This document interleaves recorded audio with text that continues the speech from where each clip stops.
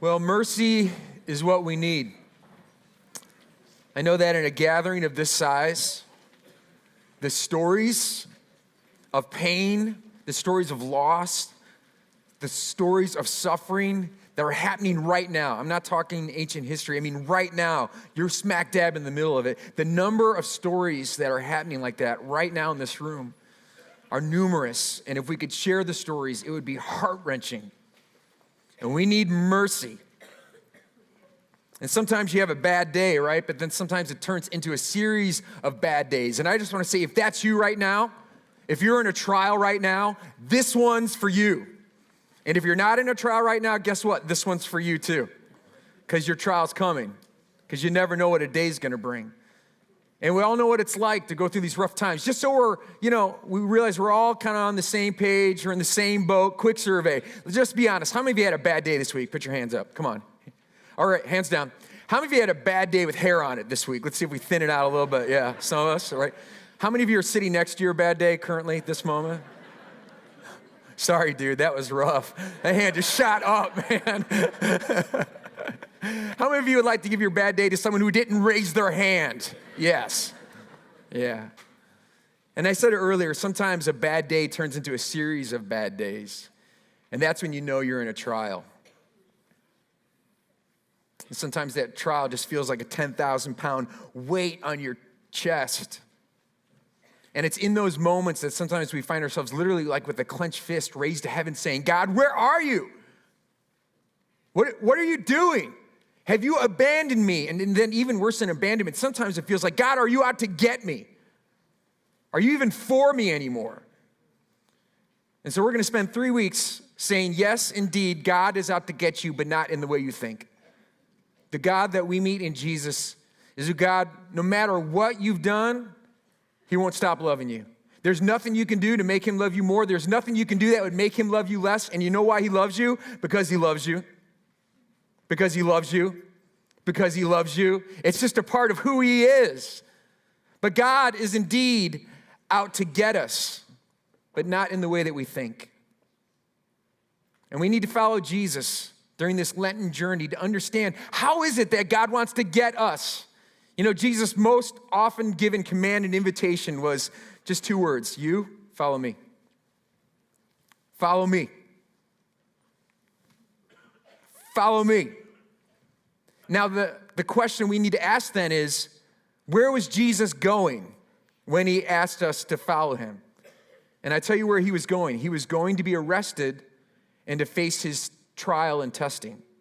He was going to the cross, to the tree, to be killed. And he was going to a tomb to be resurrected. When Jesus said, follow me, he was going to be tested to a tree and to a tomb. And if anyone would follow after Jesus, that means we have to do testing time, tree time, and tomb time. And here's the big idea for the series. If you're a note taker, you can write this down. To follow Jesus, I must go where he goes. To become like Jesus, I must go through what he has gone through. And if we are truly following Christ, we will learn that God is out to test us. And that's what we'll talk about this week, the testing that comes in the trial. God is out to kill us. That's the tree time. And God is out to raise us. That's the tomb time. And listen, friends,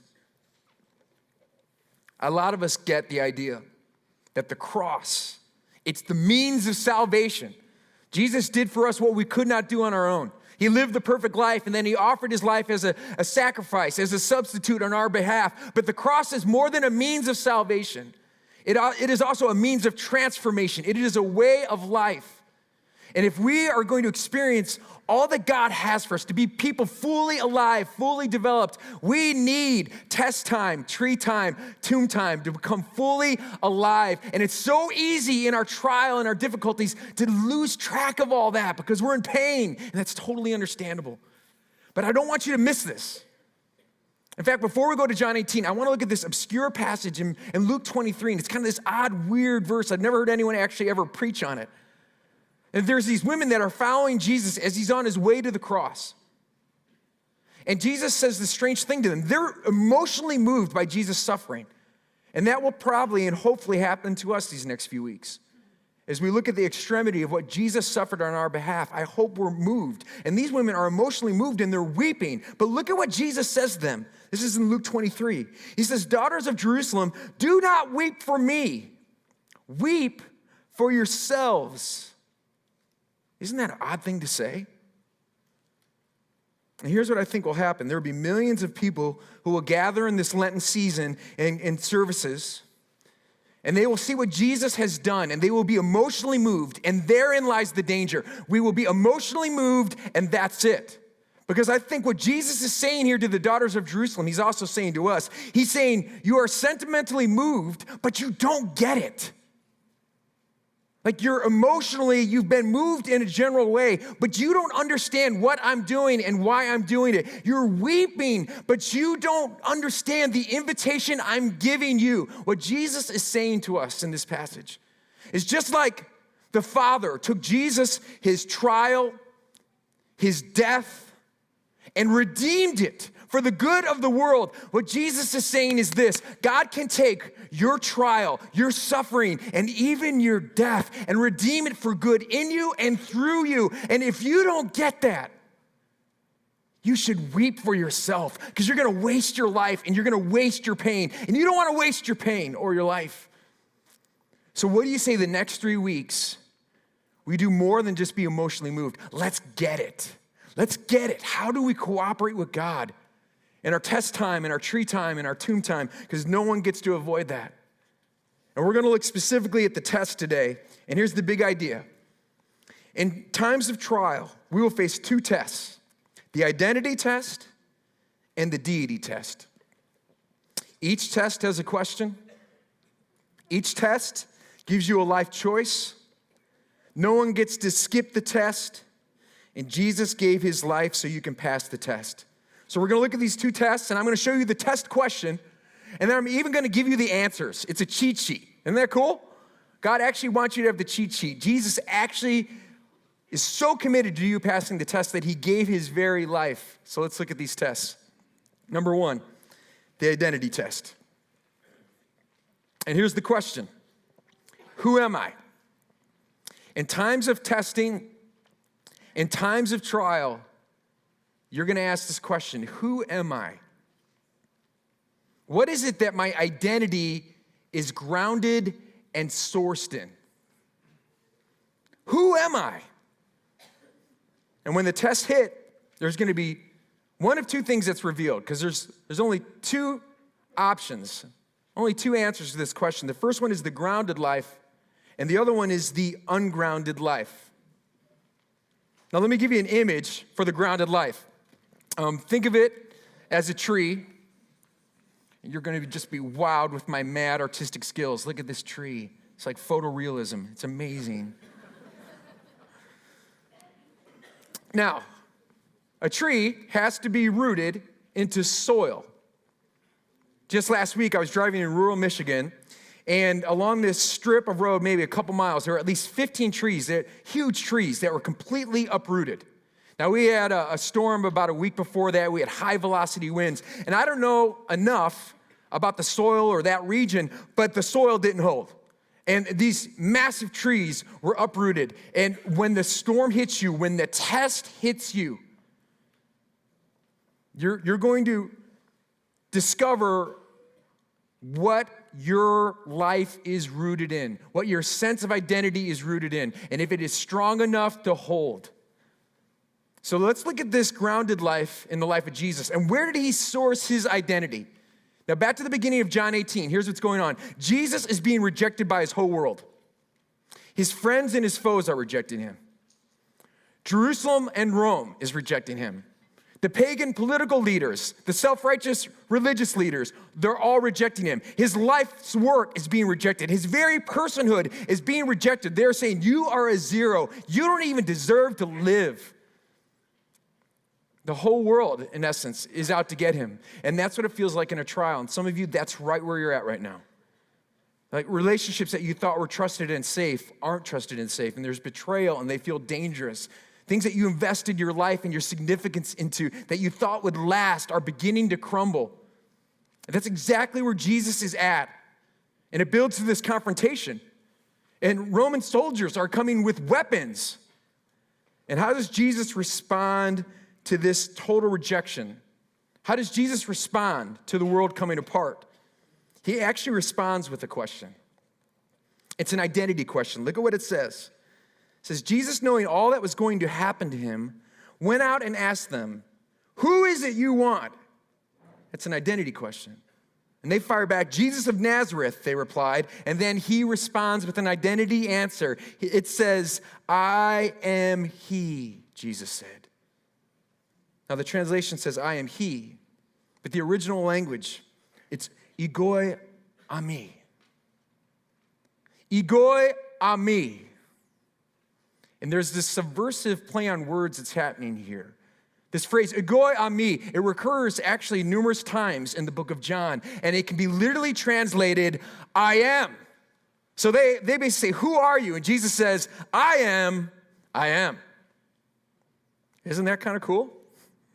Who are you? I am. I'm not who you say I am. I'm not who you think I am. I'm not what these circumstances say I am. I am. And here's the subversive thing that Jesus is doing, and this is mind-blowing. Jesus, who by the world standards, he's a homeless man. He's some kind of upstart who's actually just a carpenter from some backwater town in the Roman Empire. He is taking upon himself the divine name, the name that God spoke through the burning bush to Moses. I am. I'm not who you think I am. I'm not who you say I am. I'm not what these circumstances say I am. I am. I am the self-existing creator and sustainer. That's who I am. Jesus says, I am. And you look at the next stop in the story where Jesus is now facing trial before the Sanhedrin. And look at what response he gives again. Again, the high priest asked him, are you the Messiah, the Son of the Blessed One? It's an accusation, not actually an honest inquiry. And how does he respond? What does it say? You read it out loud. He says what? I am. Igoi ame, said Jesus. I am. And again, we saw the snapshot earlier of Pilate. And what are his questions? They're identity questions again. He's saying, who are you? Are you a king? Who are you? And see, when you face your test and your trial, you're going to wrestle with your identity in a deeper way than you ever have before. And let me tell you, in our world, there's a standard operating procedure. If this is identity up here, okay, what is identity grounded in our culture? It's usually grounded in what I do. What I do and what I own often. So this could be things like my career, my achievements, might be my title. It's the things that I have accomplished with my life. I am what I do. I am my choices. And this is often then tied also into our roles, right? So this could be, a parent or your role as a spouse or your role as a child. I am who these people think I am, who these people say I am. And my identity, my sense of security is grounded in what I do. And what gets revealed in the time of testing, what gets revealed in the storm is, guess what? All of this stuff can just be swept away in a moment. It's a really humbling thing. Some stories to highlight what I'm saying here. A friend of mine confided in me. And he said, Rob, I used to have this habit. Every day I would go online and I would look at my investments. And he said, I know this is going to sound a little weird, but it was almost like having a date. And I would get really excited to see my investments because they were getting higher and higher and higher. And when I would look at them, he said it was like they spoke to me. Like, I am secure. I am a success. And he said, I would think about the early retirement that I was going to take and all the things that I was going to do with my wife. And he said, it was almost like a buzz. I am these investments. I am a success. And we all get that. I mean, it's easy to kind of look down our nose at them, but we get that. There's things that make us feel secure. And that continued until 2008. And then he was left saying, I am not.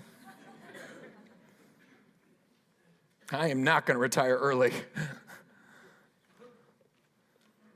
And it was a real life-changing moment for him. Another friend of mine, similar time frame. He'd been working every day since he was 12 years old.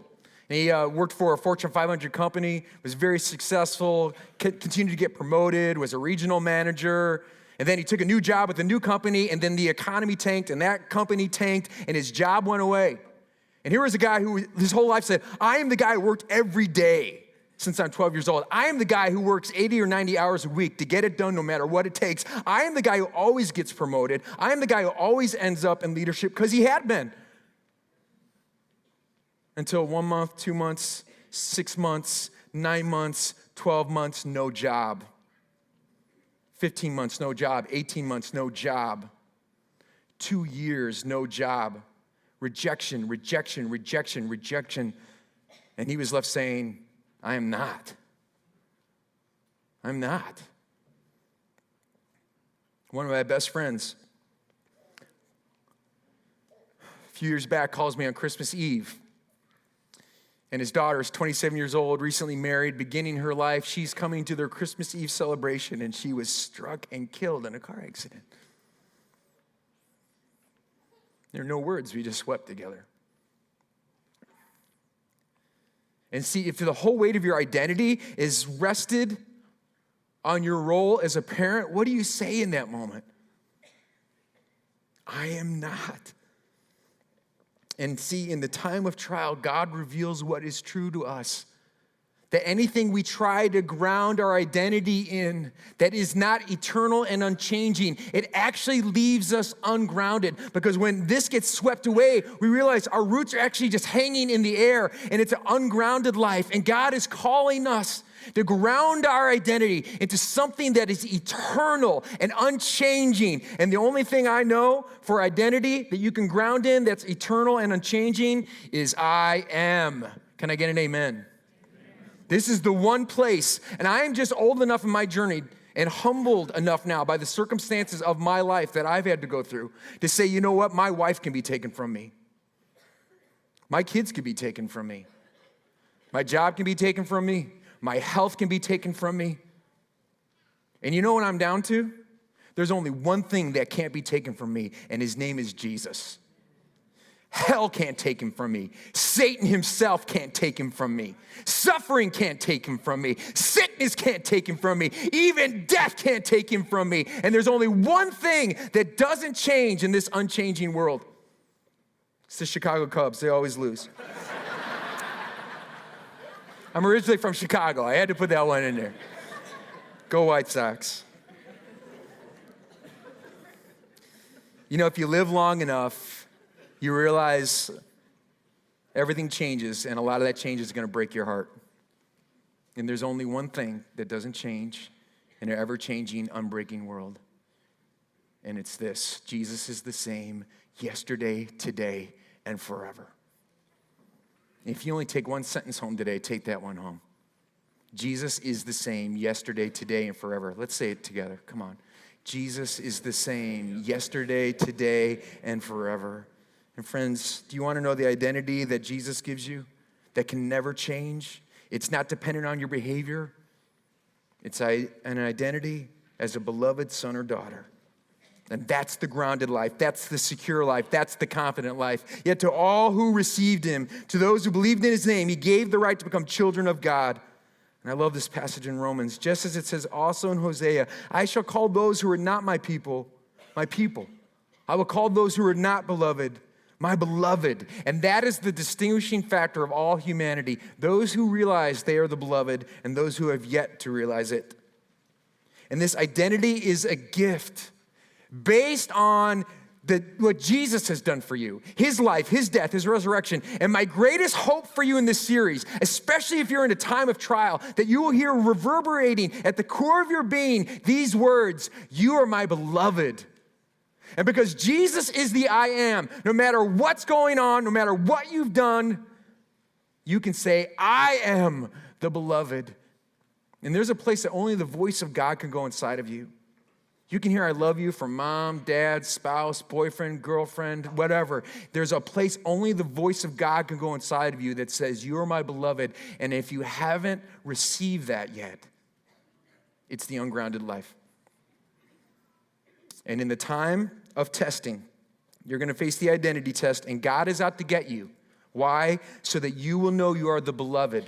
And it happens when we face the test. So please understand and choose the grounded life. And that takes us to the next test, which is the Deity Test. The Deity Test. Now the question this time is, who is my God?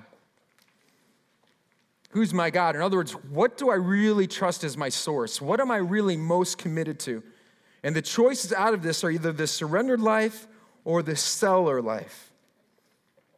The surrendered life or the seller life. Now, what we need to realize is when the junk hits the fan, that's when we discover who our God really is. Because at that point, when the pressure is on, what's inside comes out. You know, you squeeze an orange and orange juice comes out. You squeeze a toothpaste tube and toothpaste comes out. And when the pressure's on, you know what? You don't act, you actually react. When you are at the point of extremity, where the pain is intense, where you're suffering, you don't have time to sit around and contemplate, how might I act? You just react. And what's inside comes out. And that's when you realize what it is that you truly meditate upon, what you truly trust in, what you truly hope in, what your instinctual response is. When you react, when what's inside comes out. So here we are again in the life of Jesus. We're in that moment where the pressure is squeezing Jesus. He's being betrayed by Judas. He's being arrested. He knows he's headed to a crucifixion. He's going to be tortured and killed. The pressure is squeezing him. And when he just reacts, what comes out? Well, we see Peter in this story. You may remember if you've heard it before. He kind of freaks out when the soldiers come, and he pulls out a sword, and he goes all like Three Musketeers, Pirates of the Caribbean. He's chopping off body parts. In other words, when the pressure hit Peter, what came out was like self-preservation and self-salvation. Like I'm going to use brute force to get what I want. But what comes out of Jesus? Look at what it says here in John 18. Jesus commanded Peter, put your sword away. And he says, shall I not drink the cup the Father has given? In other words, when you put the pressure on Jesus, what comes out? I trust my Father. I trust my dad. Look at this next passage. Going a little farther, he fell to the ground and prayed that if it be possible, the hour might pass from him. Abba, Father, he said, everything is possible for you. Take this cup from me, yet not what I will, but what you will. When the trial squeezes Jesus, what comes out? He says, Abba, Father.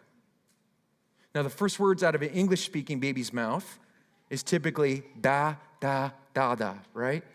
And all the women, isn't that just wrong? I mean, you did most of the work. It should be mama, but it's da, da. That's what psychologists say most of the time. It's da, da.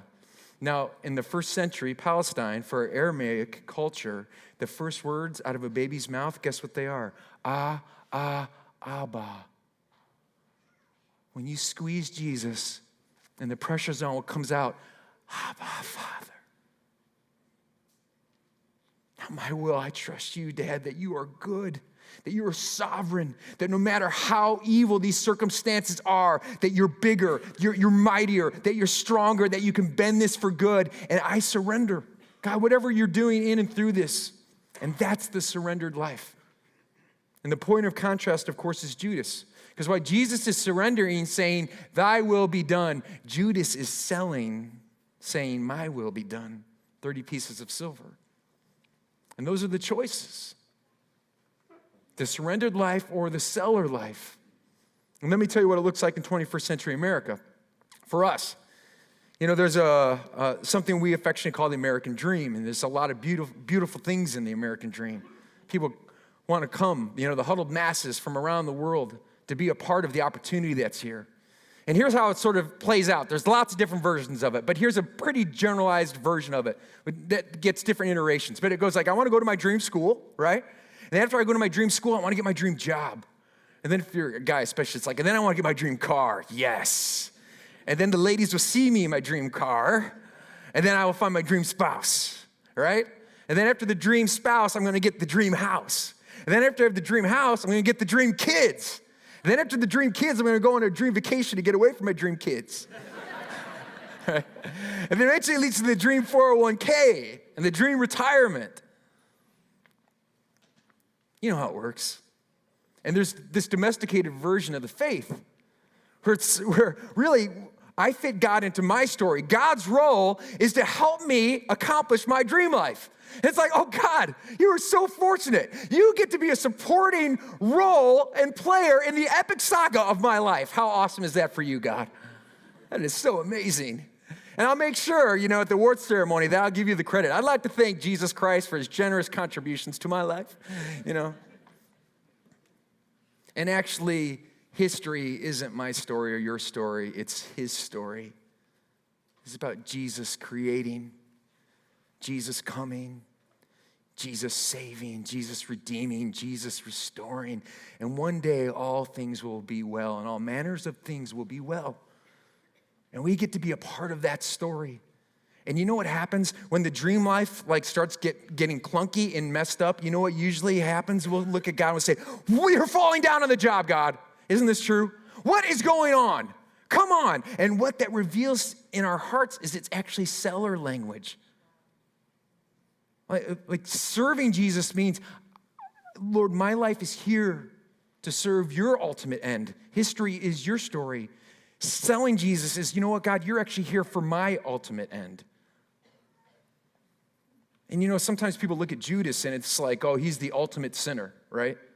That guy is the worst of the worst. In fact, Dante in his Inferno, he talks about the rungs, of hell. And the lowest level of hell is actually Chuck E. Cheese. And if you're a parent, you know exactly what I'm talking about. It's true. If Dante were alive today, that's exactly how he would write it. But actually in the Inferno, the lowest rung of hell isn't fire, it's ice. It's a lake of ice. And below that is Judas. And he's being devoured every day by Satan. And you know what I've realized? Judas is inside of me. Every day I'm wrestling with sell Jesus or serve Jesus. And he's inside of you. Will I serve or will I sell? And you know what? I don't want you to go out of here and think, well, the answer is I really just need to pump myself up. I got to stop being so indifferent about my faith. I got to be less lukewarm. I got to be more passionate. I got to be more wholehearted. I got to be more committed. Come on, rah, rah, rah, rah, rah. You know what?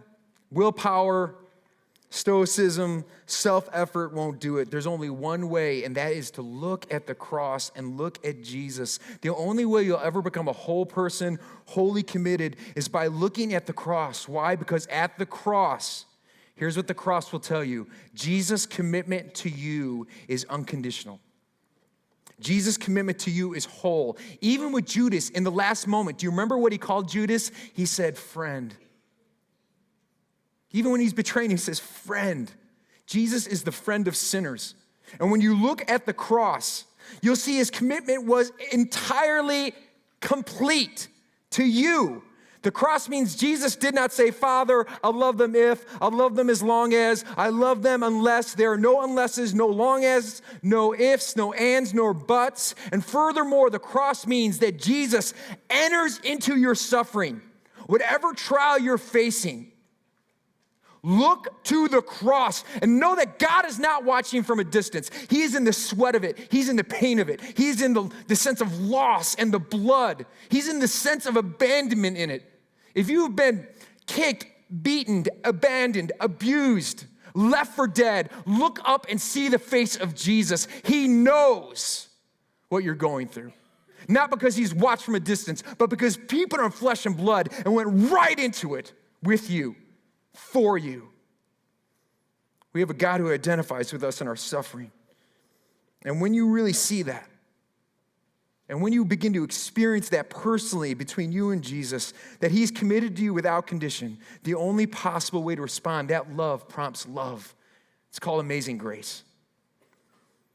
And that's the heart of what Paul's talking about here in Romans 12. He says, brothers and sisters, in the light of all I have shared with you about God's mercies, he's talking about Jesus on the cross. I urge you to offer your bodies as a living and holy sacrifice to God, a sacred offering that brings him pleasure. You know what? God is out to get you. You know what he wants? He wants your life as a living sacrifice. Don't give him some dead offering. God, here's an hour a week at church. Oh, God, here's a little money. Or God, I'm going to volunteer an hour. He wants all of you, a living sacrifice. He wants your mind thinking and active. He wants your soul eternal and complete. He wants your body, your lungs breathing. He wants all of you. God is out to get you, to get all of you. And what if we made that our prayer this week? God, get me. God, get all of me. Let's make it our prayer right now. Let's bow our heads together. God, would you get us? God, get me. Get us so you can love us. Get us so you can change us. Get us so you can send us like you sent your son. Get us so we know we're the beloved, and get us so we know that you are God. God, get us. And this we ask in the name of Jesus. And all God's people said, amen.